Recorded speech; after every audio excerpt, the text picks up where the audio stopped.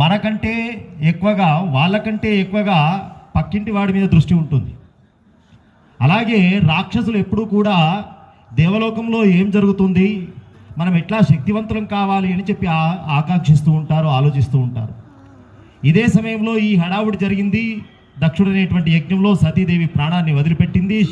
శివుడు తన భార్యను వదిలిపెట్టుకున్నటువంటి ఆ తీవ్రమైన మనోవేదనతో ఇక మళ్ళీ పెళ్లి చేసుకోని చెప్పి తపస్సు చేసుకుంటూ ఉంటే, ఇదే సరైన సమయం అని చెప్పి తారకుడు అనే పేరు కలిగిన ఒక రాక్షసుడు తపస్సు చేస్తూ ఉన్నాడు.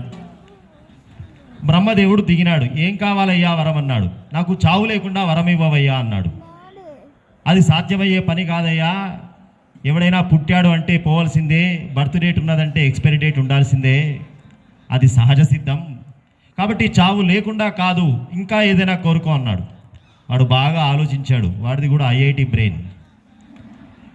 ఎట్లాగూ శివుడికి